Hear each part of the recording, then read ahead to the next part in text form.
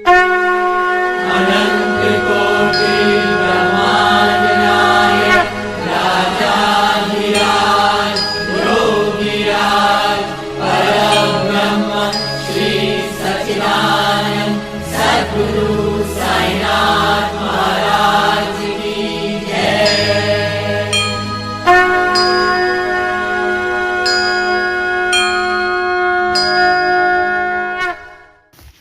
ओम श्री साईनाथाय नमः। आइए अध्याय 18 एवं 19 को प्रारंभ करते हैं। श्री हेमाड पंत पर बाबा की कृपा कैसे हुई, श्री साठे और श्रीमती देशमुख की कथा, उत्तम विचारों को प्रोत्साहन, उपदेश में नवीनता, निंदा संबंधी उपदेश और परिश्रम के लिए मजदूरी। ब्रह्म ज्ञान हेतु लालायित एक धनी व्यक्ति के साथ बाबा ने किस प्रकार व्यवहार किया, इसका वर्णन हेमाड पंत ने गत 2 अध्यायों में किया है। अब हेमाड पंत पर किस प्रकार बाबा ने अनुग्रह कर उत्तम विचारों को प्रोत्साहन देकर उन्हें फलीभूत किया तथा आत्मोन्नति व परिश्रम के प्रतिफल के संबंध में किस प्रकार उपदेश दिए, इनका इन 2 अध्यायों में वर्णन किया जाएगा। पूर्व विषय। यह विदित है कि सद्गुरु पहले अपने शिष्य की योग्यता पर विशेष ध्यान देते हैं। उसके चित्त को किंचित मात्र भी डामाडोल ना कर वे उपयुक्त उपदेश देकर उन्हें आत्मानुभूति की ओर प्रेरित करते हैं। इस संबंध में कुछ लोगों का विचार है कि जो शिक्षा या उपदेश सद्गुरु द्वारा प्राप्त हो उसे अन्य लोगों में प्रसारित नहीं करना चाहिए। उनकी ऐसी भी धारणा है कि उसे प्रकट कर देने से उसका महत्व घट जाता है। यथार्थ में यह दृष्टिकोण संकुचित है। सद्गुरु तो वर्षा ऋतु के मेघदूत के सदृश हैं, जो सर्वत्र एक समान बरसते हैं, अर्थात वे अपने अमृत तुल्य उपदेशों को विस्तृत क्षेत्र में प्रसारित करते हैं। प्रथमतः उनके सारांश को ग्रहण कर आत्मसात कर लें और फिर संकीर्णता से रहित होकर अन्य लोगों में प्रचार करें। यह नियम जागृत और स्वप्न दोनों अवस्थाओं में प्राप्त उपदेशों के लिए है। उदाहरणार्थ, बुद्ध कौशिक ऋषि ने स्वप्न में प्राप्त प्रसिद्ध राम रक्षा स्त्रोत साधारण जनता के हितार्थ प्रकट कर दिया था। जिस प्रकार एक दयालु माता बालक के उपचारार्थ कड़वी औषधि का बलपूर्वक प्रयोग करती है, उसी प्रकार श्री साईं बाबा भी अपने भक्तों के कल्याणार्थी उपदेश दिया करते थे। वे अपनी पद्धति गुप्त न रखकर पूर्ण स्पष्टता को ही अधिक महत्व देते थे। इसी कारण जिन भक्तों ने उनके उपदेशों का पूर्णतः पालन किया, वे अपने ध्येय की प्राप्ति में सफल हुए। श्री साईं बाबा जैसे सद्गुरु ही ज्ञान चक्षुओं को खोलकर आत्मा की दिव्यता का अनुभव करा देने में समर्थ हैं। विषय वासनाओं से आसक्ति नष्ट कर वे भक्तों की इच्छाओं को पूर्ण कर देते हैं, जिसके फलस्वरूप ही ज्ञान और वैराग्य प्राप्त होकर ज्ञान की उत्तरोत्तर उन्नति होती रहती है। यह सब केवल उसी समय संभव है जब हमें सद्गुरु का सानिध्य प्राप्त हो तथा सेवा के पश्चात हम उनके प्रेम को प्राप्त कर सकें। तभी भगवान भी, जो भक्त काम कल्पतरु हैं, हमारी सहायतार्थ आ जाते हैं। वे हमें कष्टों और दुखों से मुक्त कर सुखी बना देते हैं। यह सब प्रगति केवल सद्गुरु की कृपा से ही संभव है, जो कि स्वयं ईश्वर के प्रतीक हैं। इसीलिए हमें सद्गुरु की खोज में सदैव रहना चाहिए। अब हम मुख्य विषय की ओर आते हैं। श्री साठे। एक महानुभव का नाम श्री साठे था। कॉफर्ड के शासन काल में कई वर्ष पूर्व उन्हें कुछ ख्याति प्राप्त हो चुकी थी। इस शासन का बंबई के गवर्नर लॉर्ड रे ने दमन कर दिया था। श्री साठे को व्यापार में अधिक हानि हुई और परिस्थितियां प्रतिकूल होने के कारण उन्हें बड़ा धक्का लगा। वे अत्यंत दुखित और निराश हो गए और अशांत होने के कारण घर छोड़कर किसी एकांत स्थान में वास करने का विचार करने लगे। बहुधा मनुष्यों को ईश्वर की स्मृति आपत्ति काल तथा दुर्दिनों में ही आती है और उनका विश्वास भी ईश्वर की ओर ऐसे ही समय में बढ़ जाता है।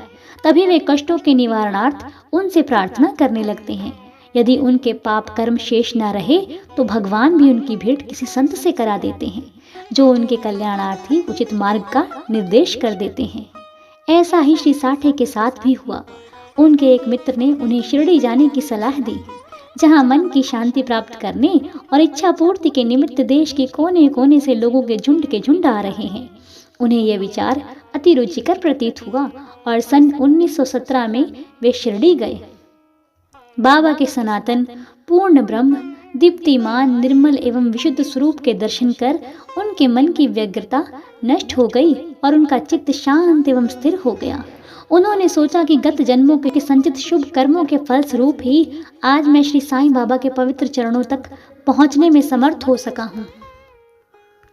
श्री साठे दृढ़ संकल्प के व्यक्ति थे, इसलिए उन्होंने शीघ्र ही गुरु चरित्र का पारायण प्रारंभ कर दिया। जब एक सप्ताह में चरित्र की प्रथम आवृत्ति समाप्त हो गई, तब बाबा ने उसी रात्रि को उन्हें एक स्वप्न दिया जो इस प्रकार है। बाबा अपने हाथ में चरित्र लिए हुए और श्री साठे को कोई विषय समझा रहे हैं तथा श्री साठे सम्मुख बैठे ध्यान पूर्वक श्रवण कर रहे हैं। जब उनकी निद्रा भंग हुई तो स्वप्न को स्मरण कर वे बहुत प्रसन्न हुए। उन्होंने विचार किया कि यह बाबा की अत्यंत कृपा है जो इस प्रकार अचेतनावस्था में पड़े हुए को जागृत कर उन्हें गुरु चरित्र का अमृत पान करने का अवसर प्रदान करते हैं। उन्होंने यह स्वप्न श्री काका साहेब दीक्षित को सुनाया और श्री साईं बाबा के पास प्रार्थना करने को कहा। इसका यथार्थ अर्थ क्या है और क्या एक सप्ताह का पारायण ही मेरे लिए पर्याप्त है अथवा उसे पुनः प्रारंभ करूं? श्री काका साहेब दीक्षित ने उचित अवसर पाकर बाबा से पूछा कि हे देव, उस दृष्टांत से आपने श्री साठे को क्या उपदेश दिया? क्या वे पारायण सप्ताह स्थगित कर दें? वे एक सरल हृदय भक्त हैं, इसीलिए उनकी मनोकामना आप पूर्ण करें और हे देव, कृपा कर उन्हें इस स्वप्न का यथार्थ अर्थ भी समझा दें। तब बाबा बोले कि उन्हें गुरु चरित्र का एक सप्ताह और पारायण करना उचित है। यदि वे ध्यान पूर्वक पाठ करेंगे तो उनका चित्त शुद्ध हो जाएगा और शीघ्र ही कल्याण होगा। ईश्वर भी प्रसन्न होकर उन्हें भव बंधन से मुक्त कर देंगे। इस अवसर पर श्री हेमांड पंत भी वहां उपस्थित थे और बाबा के चरण कमलों की सेवा कर रहे थे। बाबा के वचन सुनकर उन्हें विचार आया कि साठे को केवल सप्ताह के पारायण से ही मनोवांछित फल की प्राप्ति हो गई, जबकि मैं गत 40 वर्षों से गुरु चरित्र का पारायण कर रहा हूँ, जिसका परिणाम अब तक ना निकला। उनका केवल 7 दिनों का शिरडी निवास सफल हुआ और मेरा गत 7 वर्ष का सहवास क्या व्यर्थ हो गया। चातक पक्षी के समान मैं सदा उस कृपा घन की राह देखा करता हूँ जो मेरे ऊपर अमृत वर्षण करे। वे मुझे कब अपने उपदेश देने की कृपा करेंगे? ऐसा विचार उनके मस्तिष्क में आया ही था कि बाबा को सब ज्ञात हो गया।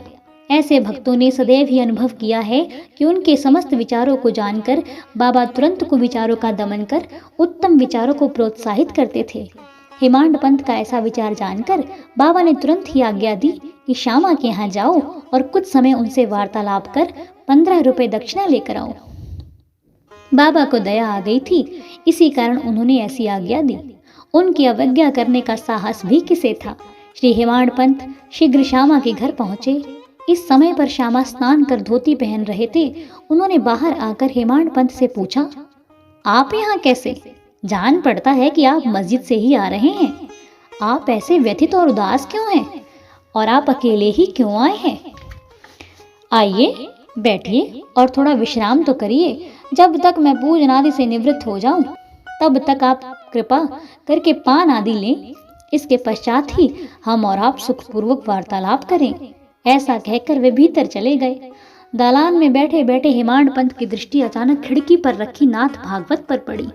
नाथ भागवत श्री एकनाथ द्वारा महाभागवत के 11वें स्कंद पर मराठी भाषा में की हुई एक टीका है।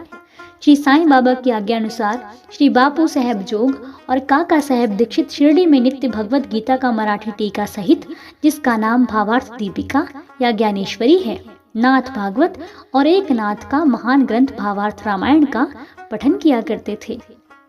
जब भक्तगण बाबा से कोई प्रश्न पूछने आते तो वे कभी आंशिक उत्तर देते और कभी उनको उपयुक्त भागवत तथा प्रमुख ग्रंथों का श्रवण करने को कहते थे, जिसके सुनने पर भक्तों को अपने प्रश्नों के पूर्णतः संतोषप्रद उत्तर प्राप्त हो जाते थे। श्री हेमांड पंत भी नित्य प्रति नाथ भागवत के कुछ अंशों का पठन किया करते थे।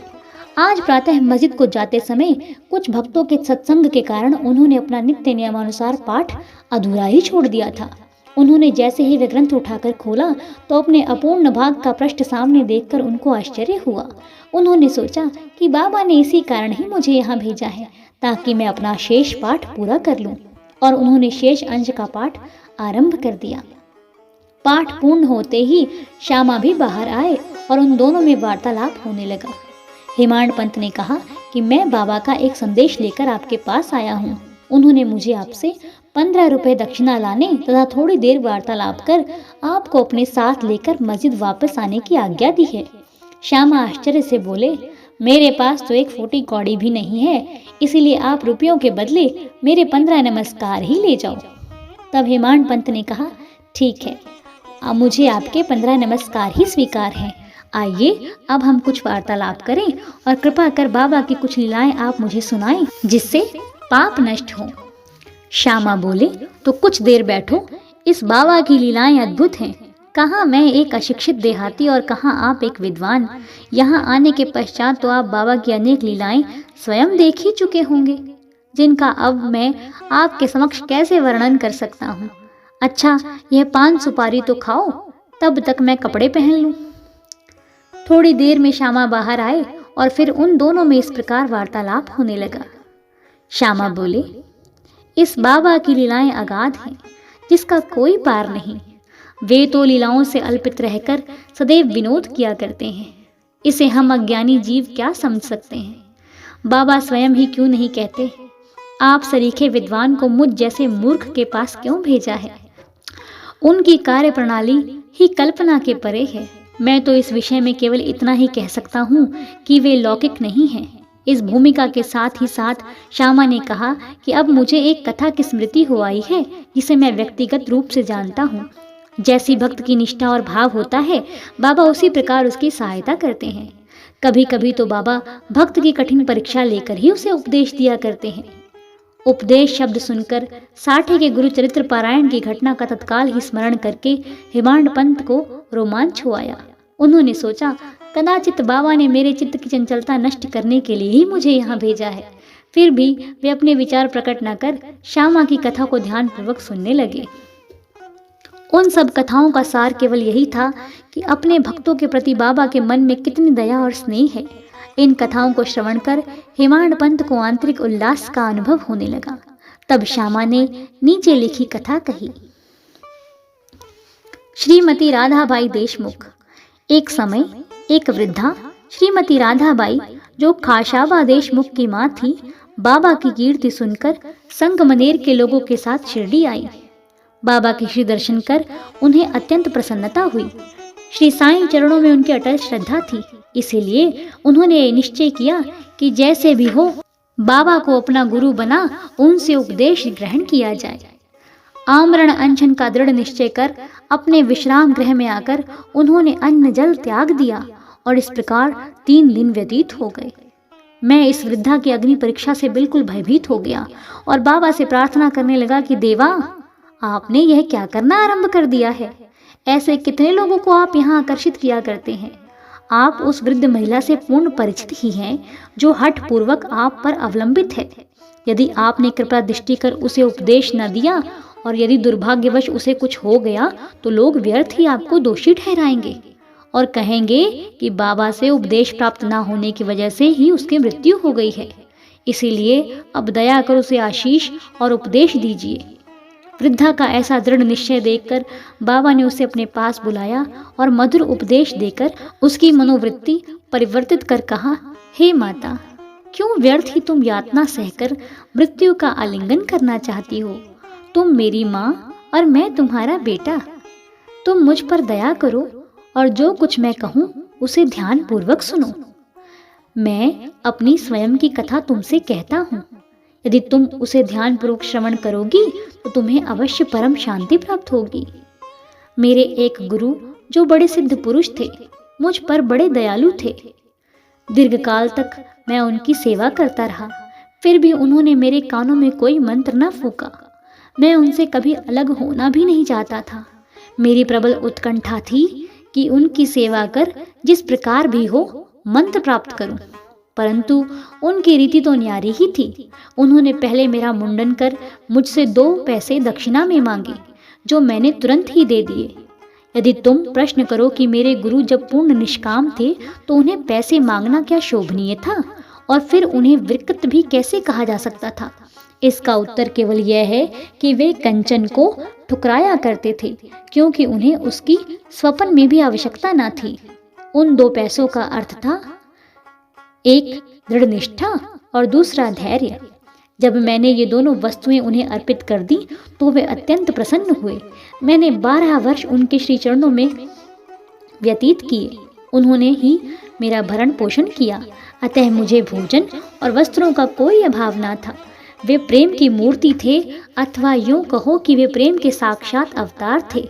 मैं उनका वर्णन ही कैसे कर सकता हूँ, क्योंकि उनका तो मुझ पर अधिक स्नेह था और उनके समान कोई विरला ही गुरु मिलेगा। जब मैं उनकी ओर निहारता तो मुझे ऐसा प्रतीत होता कि वे गंभीर मुद्रा में ध्यान मग्न हो, और तब हम दोनों आनंदित हो जाते थे। 8 प्रहर में एकटक उनके ही श्रीमुख की ओर निहारा करता था। मैं भूख और प्यास की सुध-बुध खो बैठा था। उनके दर्शनों के बिना मैं अशांत हो उठता था। गुरु सेवा की चिंता के अतिरिक्त मेरे लिए और कोई चिंतनीय विषय या पदार्थ नहीं था। मुझे तो सदैव उन्हीं का ध्यान रहता था, अतः मेरा मन उनके श्री कमलों में लीन हो गया। यह हुई 1 पैसे की दक्षिणा। धैर्य है दूसरा पैसा। मैं धैर्य पूर्वक बहुत काल तक प्रतीक्षा कर गुरु सेवा करता रहा। यही धैर्य तुम्हें भी भवसागर से पार उतार देगा। धैर्य ही मनुष्य में मनुष्यत्व है। धैर्य धारण करने से समस्त पाप और मोह नष्ट होकर अनेक हर प्रकार के संकट दूर होते तथा भय जाता रहता है। इसी प्रकार तुम्हें भी अपने ध्येय की प्राप्ति हो जाएगी। धैर्य तो गुणों की खान व उत्तम विचारों की जननी है। निष्ठा और धैर्य 2 जुड़वा बहनों के समान ही हैं, जिनमें परस्पर प्रगाढ़ प्रेम है। मेरे गुरु मुझसे किसी वस्तु की आकांक्षा ना रखते थे। उन्होंने कभी मेरी उपेक्षा नहीं की, वरन सदैव रक्षा करते रहे। यद्यपि मैं सदैव उनके चरणों के समीप ही रहता था, फिर भी कभी किन्हीं अन्य स्थानों पर यदि चला जाता था तो भी मेरे प्रेम में कभी कमी न हुई। वे सदा मुझ पर कृपा दृष्टि रखते थे। जिस प्रकार कछुई प्रेम दृष्टि से अपने बच्चों का पालन करती है, चाहे वे उसके समीप हो अथवा नदी के उस पार। सो हे माँ, मेरे गुरु ने तो मुझे कोई मंत्र सिखलाया ही नहीं, तब मैं तुम्हारे कान में कैसे कोई मंत्र फूकूं। केवल इतना ही ध्यान रखो कि गुरु की भी कछुई के समान ही प्रेम दृष्टि से हमें संतोष प्राप्त होता है। इस कारण व्यर्थ में किसी से उपदेश प्राप्त करने का प्रयत्न न करो। मुझे ही अपने विचारों तथा कर्मों का मुख्य ध्येय बना लो, तब तुम्हें निसंदेह ही परमार्थ की प्राप्ति हो जाएगी। मेरी ओर अनन्य भाव से देखो तो मैं भी तुम्हारी ओर वैसे ही देखूंगा। इस मस्जिद में बैठकर मैं सत्य ही बोलूंगा कि किन्हीं साधनाओं या शास्त्रों के अध्ययन की आवश्यकता नहीं, वरन केवल गुरु में विश्वास ही पर्याप्त है। पूर्ण विश्वास रखो कि गुरु ही करता है। वह धन्य है जो गुरु की महानता से परिचित है और उसे हरि, हर और ब्रह्म के अवतार समझता है। इस प्रकार समझाने से वृद्ध महिला को सांत्वना मिली। उसने बाबा को नमन कर अपना उपवास त्याग दिया। यह कथा ध्यान पूर्वक एकाग्रता से श्रवण कर तथा इसके उपयुक्त अर्थ पर विचार कर हेमांड पंत को बड़ा आश्चर्य हुआ। उनका हृदय भर आया और उन्हें रोमांच हो उठा। अत्यंत आत्मविभोर हो जाने से उनका कंठ रूंध गया और वे मुख से एक शब्द भी न बोल सके। उनकी ऐसी स्थिति देखकर श्यामा ने पूछा कि आप ऐसे स्तब्ध क्यों हो गए हैं, बात क्या है? बाबा की तो इस प्रकार की लीलाएं अगणित हैं, जिनका वर्णन मैं किस मुख से करूं। ठीक उसी समय मस्जिद में घंटा नाद होने लगा, जो कि मध्याह्न पूजन तथा आरती के आरंभ का द्योतक था। तब श्यामा और हेमांड पंत भी शीघ्र ही मस्जिद की ओर चले। बापू साहब जोग ने पूजन आरंभ कर दिया था। स्त्रियां मस्जिद में ऊपर खड़ी थीं और पुरुष वर्ग नीचे मंडप में। सब उच्च स्वर में वाद्यों के साथ साथ आरती गा रहे थे। तभी हेमांड पंत का हाथ पकड़े हुए श्यामा भी ऊपर पहुंचे और वे बाबा के दाहिनी ओर तथा हेमांड पंत बाबा के सामने बैठ गए। उन्हें देख बाबा ने श्यामा से लाई हुई दक्षिणा देने के लिए कहा। तब हेमांड पंत ने उत्तर दिया कि रुपयों के बदले श्यामा ने मेरे द्वारा आपको 15 नमस्कार भेजे हैं तथा स्वयं ही यहाँ आकर उपस्थित हो गए हैं। बाबा ने कहा, अच्छा ठीक है, तो अब मुझे यह बताओ कि तुम दोनों में आपस में किस विषय पर वार्तालाप हुआ है। तब घंटे, ढोल और सामूहिक गान की ध्वनि की चिंता न करते हुए हेमांड पंत उत्कंठा पूर्वक उन्हें वार्तालाप सुनाने लगे। बाबा भी सुनने को अति उत्सुक थे, इसीलिए वे तकिया छोड़कर थोड़ा आगे झुक गए। हेमांड पंत ने कहा कि वार्ता अति सुखदायी थी, विशेषकर उस वृद्ध महिला की कथा तो ऐसी अद्भुत थी कि जिसे श्रवण कर मुझे तुरंत ही विचार आया कि आपकी लीलाएं अगाध हैं और इस कथा की ही ओट में आपने मुझ पर विशेष कृपा की है। तब बाबा ने कहा, वह तो बहुत ही आश्चर्यपूर्ण है। अब मेरी तुम पर कृपा कैसे हुई, इसका पूर्ण विवरण सुनाओ। कुछ काल पूर्व सुना वार्तालाप जो उनके हृदय पटल पर अंकित हो चुका था, वह सब उन्होंने बाबा को सुना दिया। वार्ता सुनकर बाबा अति प्रसन्न हो कहने लगे कि क्या कथा से प्रभावित होकर उसका अर्थ भी तुम्हारी समझ में आया है? तब हेमांड पंत ने उत्तर दिया कि हाँ बाबा, आया तो है। उससे मेरे चित्त की चंचलता नष्ट हो गई है। अब यथार्थ में मैं वास्तविक शांति और सुख का अनुभव कर रहा हूँ। तब मुझे सत्य मार्ग का पता चल गया है। तब बाबा बोले, सुनो, मेरी पद्धति भी अद्वितीय ही है। इस कथा का स्मरण रखोगे तो यह बहुत ही उपयोगी सिद्ध होगी। आत्मज्ञान प्राप्त करने के लिए ध्यान अत्यंत आवश्यक है और यदि तुम इसका निरंतर अभ्यास करते रहोगे तो कुप्रवृत्तियां शांत हो जाएंगी। तुम्हें आसक्ति रहित होकर सदैव ईश्वर का ध्यान करना चाहिए जो सर्व प्राणियों में व्याप्त है, और जब इस प्रकार का मन एकाग्र हो जाएगा तो तुम्हें ध्यान की प्राप्ति हो जाएगी। मेरे निराकार सच्चिदानंद स्वरूप का ध्यान करो, जैसे कि तुम मुझे दिन रात यहाँ देखते हो। इस प्रकार तुम्हारी वृत्तियां केंद्रित हो जाएंगी तथा ध्याता, ध्यान और ध्येय का पृथकत्व नष्ट हो जाएगा। ध्याता चैतन्य से एकत्व को प्राप्त कर ब्रह्म के साथ अभिन्न हो जाएगा। कछवी नदी के इस किनारे पर रहती है और उसके बच्चे दूसरे किनारे पर।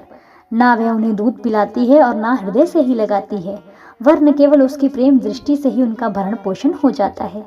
छोटे बच्चे भी कुछ ना करके केवल अपनी माँ का ही स्मरण करते रहते हैं। उन छोटे छोटे बच्चों पर कछवी की केवल दृष्टि ही उन्हें अमृत तुल्य आहार और आनंद प्रदान करती है। ऐसे ही गुरु और शिष्य का भी संबंध है। बाबा ने ये अंतिम शब्द कहे ही थे कि आरती समाप्त हो गई और सबने उच्च स्वर से श्री सच्चिदानंद सद्गुरु साईनाथ महाराज की जय बोली। प्रिय पाठकों, कल्पना करो कि अब हम सब भी इसी समय उसी भीड़ और जय जयकार में सम्मिलित हैं। आरती समाप्त होने पर प्रसाद वितरण हुआ। बापू साहब जोग हमेशा की तरह आगे बढ़े और बाबा को नमस्कार कर कुछ मिश्री का प्रसाद दिया। यह मिश्री हेमांड पंत को देकर वे बोले कि यदि तुम इस कथा को अच्छी तरह से सदैव स्मरण रखोगे तो तुम्हारी भी स्थिति इस मिश्री के समान मधुर होकर समस्त इच्छाएं पूर्ण हो जाएंगी और तुम सुखी हो जाओगे। हेमांड पंत ने बाबा को साष्टांग प्रणाम किया और स्तुति की कि प्रभु इस प्रकार दया कर सदैव मेरी रक्षा करते रहो। तब बाबा ने आशीर्वाद देकर कहा कि इन कथाओं को श्रवण कर नित्य मनन तथा निध्यासन कर तत्व को ग्रहण करो, तब तुम्हें ईश्वर का सदा स्मरण तथा ध्यान बना रहेगा और वह स्वयं तुम्हारे समक्ष अपने स्वरूप को प्रकट कर देगा। प्यारे पाठकों, हेमांड पंत को उस मिश्री का प्रसाद भली भांति मिला जो आज हमें इस कथामृत के पान करने का अवसर प्राप्त हुआ। आओ अब हम भी उस कथा का मनन करें तथा उसका सार ग्रहण कर बाबा की कृपा से स्वस्थ और सुखी हो जाएं। 19वें अध्याय के अंत में हेमांड पंत ने कुछ और भी विषयों का वर्णन किया है जो यहाँ दिए जाते हैं। अपने बर्ताव के संबंध में बाबा का उपदेश। नीचे दिए हुए अमूल्य वचन सर्वसाधारण भक्तों के लिए हैं और यदि उन्हें ध्यान में रखकर आचरण में लाया गया तो सदैव ही कल्याण होगा। जब तक किसी से कोई पूर्व नाता या संबंध ना हो तब तक कोई किसी के समीप नहीं जाता। यदि कोई मनुष्य या प्राणी तुम्हारे समीप आए तो उसे अभद्रता से ना ठुकराओ, उसका स्वागत कर आदर पूर्वक बर्ताव करो। यदि तृषित को जल, क्षुधा पीड़ित को भोजन, नंगे को वस्त्र और आगंतुक को अपना दालान विश्राम करने को दोगे तो भगवान श्री हरि तुमसे निसंदेह प्रसन्न होंगे। यदि कोई तुमसे द्रव्य याचना करे और तुम्हारी इच्छा देने की ना हो तो ना दो, परंतु उसके साथ अभद्र व्यवहार न करो। तुम्हारी कोई कितनी ही निंदा क्यों ना करे, फिर भी कटु उत्तर देकर तुम उस पर क्रोध न करो। यदि इस प्रकार ऐसे प्रसंगों से सदैव बचते रहे तो ये निश्चित ही है कि तुम सुखी रहोगे। संसार चाहे उलट पलट हो जाए परंतु तुम्हें स्थिर रहना चाहिए। सदा अपने स्थान पर दृढ़ रहकर गतिमान दृश्य को शांति पूर्वक देखो। एक को दूसरे से अलग रखने वाले भेद की दीवार नष्ट कर दो, जिससे अपना मिलन पथ सुगम हो जाए। द्वैत भाव अर्थात मैं और तू ही भेद वृत्ति है जो शिष्य को अपने गुरु से पृथक कर देती है। इसीलिए जब तक इसका नाश ना हो जाए तब तक अभिन्नता प्राप्त करना संभव नहीं है। अल्लाह मालिक अर्थात ईश्वर ही शक्तिमान है और उसके सिवा अन्य कोई संरक्षण करता नहीं है। उसकी कार्य प्रणाली अलौकिक, अनमोल और कल्पना से परे है। उनकी इच्छा से ही सब कार्य होते हैं। वे ही मार्ग प्रदर्शन कर सभी इच्छाएं पूर्ण करते हैं। ऋणानुबंध के कारण ही हमारा संगम होता है। इसीलिए हमें परस्पर प्रेम कर एक दूसरे की सेवा कर सदैव संतुष्ट रहना चाहिए। जिसने अपने जीवन का ध्येय अर्थात ईश्वर दर्शन पा लिया है वही धन्य और सुखी है। दूसरे तो केवल कहने को ही जब तक प्राण है तब तक जीवित हैं। आइए जानते हैं उत्तम विचारों को प्रोत्साहन। यह ध्यान देने योग्य बात है कि श्री साईं बाबा सदैव उत्तम विचारों को प्रोत्साहन दिया करते थे। इसलिए यदि हम प्रेम और भक्ति पूर्वक अनन्य भाव से उनकी शरण में जाएं, तो हमें अनुभव हो जाएगा कि वह अनेक अवसरों पर हमें किस प्रकार सहायता पहुंचाते हैं। किसी संत का कथन है कि यदि प्रातःकाल तुम्हारे हृदय में कोई उत्तम विचार उत्पन्न हो और यदि तुम उसका स्मरण दिन भर करो तो वह तुम्हारा विवेक अत्यंत विकसित और चित्त प्रसन्न कर देगा। हेमांड पंत भी इसका अनुभव करना चाहते थे। इसीलिए इस पवित्र शिरडी भूमि पर अगले गुरुवार के समूचे दिन नाम स्मरण और कीर्तन में ही व्यतीत करूं, ऐसा विचार कर वे सो रहे। दूसरे दिन प्रातःकाल उठने पर उन्हें सहज ही राम नाम का स्मरण हो आया, जिससे वे प्रसन्न हुए और नित्य कर्म समाप्त कर कुछ पुष्प लेकर बाबा के दर्शन करने को गए। जब वे दीक्षित का वाड़ा पार कर बूटीवाड़े के समीप से जा रहे थे तो उन्हें एक मधुर भजन की ध्वनि जो मस्जिद की ओर से ही आ रही थी सुनाई पड़ी। एक नाथ का यह भजन औरंगाबाद कर मधुर लय पूर्वक बाबा के समक्ष गा रहे थे। गुरु कृपा अंजन पायो मेरे भाई, राम बिना कुछ मानत नाही। अंदर रामा बाहर रामा, सपने में देखत सीताराम। गुरु कृपा अंजन पायो मेरे भाई, राम बिना कुछ मानत नाही। जागत रामा सोवत रामा, जहाँ देखे वहीं पूरन कामा। गुरु कृपा अंजन पायो मेरे भाई, राम बिना कुछ मानत नाही। एक जनार्दनी अनुभव नीका, जहाँ देखे वहाँ राम सरीखा। गुरु कृपा अंजन पायो मेरे भाई, राम बिना कुछ मानत नाही। भजन अनेकों हैं, परंतु विशेषकर यह भजन ही औरंगाबाद करने क्यों चुना? क्या यह बाबा द्वारा ही संयोजित विचित्र अनुरूपता नहीं है? और क्या हम हेमांड पंथ के पिछले दिन अखंड नाम स्मरण के संकल्प को प्रोत्साहन देना नहीं है? सभी संतों का इस संबंध में एक ही मत है और सभी राम नाम के जाप को प्रभावकारी तथा भक्तों की इच्छा पूर्ति और सभी कष्टों से छुटकारा पाने के लिए इसे एक अमोघ उपाय बतलाते हैं। निंदा संबंधी उपदेश देने के लिए किसी विशेष समय या स्थान की प्रतीक्षा न कर बाबा यथा योग्य समय पर ही स्वतंत्रता पूर्वक उपदेश दिया करते थे। एक बार एक भक्त ने बाबा की अनुपस्थिति में दूसरे लोगों के सम्मुख किसी को अपशब्द कहे। गुणों की उपेक्षा कर उसने अपने भाई के दोषारोपण में इतने बुरे कटु वाक्यों का प्रयोग किया कि सुनने वालों को भी उसके प्रति घृणा होने लगी। बहुधा देखने में आता है कि लोग व्यर्थ ही दूसरों की निंदा कर झगड़ा और बुराइयां उत्पन्न करते हैं। संत तो निंदा को दूसरी ही दृष्टि से देखा करते हैं। उनका कथन है कि शुद्धि के लिए अनेक विधियों में मिट्टी, जल और साबुन पर्याप्त है, परंतु निंदा करने वालों की उपयोगिता भिन्न ही होती है। वे दूसरों के दोषों को केवल अपनी जिह्वा से ही दूर करते हैं और इस प्रकार वे दूसरों की निंदा कर उनका उपकार किया करते हैं, जिसके लिए वे धन्यवाद के पात्र हैं। निंदक को उचित मार्ग पर लाने के लिए साईं बाबा की पद्धति सर्वथा भिन्न थी। वे तो सर्वज्ञ थे ही, इसीलिए उस निंदक के कार्य को वे समझ गए। मध्याह्न काल में जब लेंडी के समीप उससे भेंट हुई तब उन्होंने विष्ठा खाते हुए एक सुअर की ओर उंगली उठाकर उससे कहा कि देखो वह कितने प्रेम पूर्वक विष्ठा खा रहा है। तुम जी भरकर अपने भाइयों को सदा अपशब्द कहा करते हो और यह तुम्हारा आचरण भी ठीक उसी के सदृश ही है।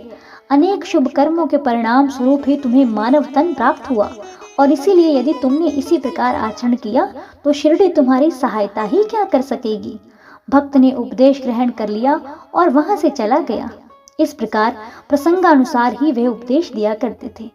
यदि उन पर ध्यान देकर नित्य उनका पालन किया जाए तो आध्यात्मिक ध्येय अधिक दूर न होगा। एक कहावत प्रचलित है, यदि मेरा श्री हरि होगा तो वह मुझे चारपाई पर बैठे बैठे ही भोजन पहुंचाएगा। यह कहावत भोजन और वस्त्र के विषय में सत्य प्रतीत हो सकती है, परंतु यदि कोई इस पर विश्वास कर आलस्यवश बैठा रहे तो वह आध्यात्मिक क्षेत्र में कुछ भी प्रगति न कर उल्टे पतन की ओर अंधकार में निमग्न हो जाएगा। इसलिए आत्मभूति प्राप्ति के लिए प्रत्येक को अनवरत परिश्रम करना चाहिए और जितना प्रयत्न वह करेगा उतना ही उसके लिए लाभप्रद भी होगा। बाबा ने कहा कि मैं तो सर्वव्यापी हूँ और विश्व के समस्त भूतों तथा चराचर में व्याप्त रहकर भी अनंत हूँ। केवल उनके भ्रम निवारणार्थ ही जिनकी दृष्टि में वे 3.5 हाथ के मानव थे स्वयं सगुण रूप धारण कर अवतीर्ण हुए। इसीलिए जो भक्त अनन्य भाव से उनकी शरण आए और जिन्होंने दिन रात ही उनका ध्यान किया उन्हें उनसे अभिन्नता प्राप्त हुई। जिस प्रकार की माधुर्य और मिश्री, लहर और समुद्र, नेत्र और कांति में भिन्नता हुआ करती है, जो आवागमन के चक्र से मुक्त होना चाहे वह शांत और स्थिर होकर अपना धार्मिक जीवन व्यतीत करे। दुखदायी कटु शब्दों के प्रयोग से किसी को दुखित न कर सदैव उत्तम कार्यों में संलग्न रहकर अपना कर्तव्य करते हुए अनन्य भाव से भय रहित हो उनकी शरण में जाना चाहिए।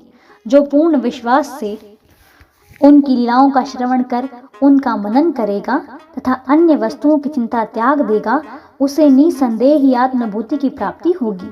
उन्होंने अनेकों से नाम का जाप कर अपनी शरण में आने को कहा। जो ये जानने को उत्सुक थे कि मैं कौन हूँ, बाबा ने उन्हें भी लीलाएं श्रवण और मनन करने का परामर्श दिया। किसी को भगवत लीलाओं का श्रवण, किसी को भगवत पाद पूजन, तो किसी को अध्यात्म रामायण व ज्ञानेश्वरी तथा धार्मिक ग्रंथों का पठन एवं अध्ययन करने को कहा। अनेकों को अपने चरणों के समीप ही रखकर बहुतों को खंडोबा के मंदिर में भेजा तथा अनेकों को विष्णु सहस्त्र नाम का जाप करने व छांदोग्य, उपनिषद तथा गीता का अध्ययन करने को कहा। उनके उपदेशों की कोई सीमा न थी। उन्होंने किन्हीं को प्रत्यक्ष और बहुतों को स्वप्न में दृष्टांत दिए। एक बार वे एक मदिरा सेवी के स्वप्न में प्रकट होकर उसकी छाती पर चढ़ गए और जब उसने मद्यपान त्यागने की शपथ खाई तभी उसे छोड़ा। किसी किसी को मंत्र जैसे गुरुर ब्रह्मा आदि का अर्थ स्वप्न में समझाया तथा कुछ हठ योगियों को हठ योग छोड़ने का निर्देश देकर चुपचाप धैर्य रखने को कहा। उनके सुगम पथ और विधि का वर्णन ही असंभव है। साधारण सांसारिक व्यवहारों में उन्होंने अपने आचरण द्वारा ऐसे अनेकों उदाहरण प्रस्तुत किए, जिनमें से एक यहाँ नीचे दिया जाता है।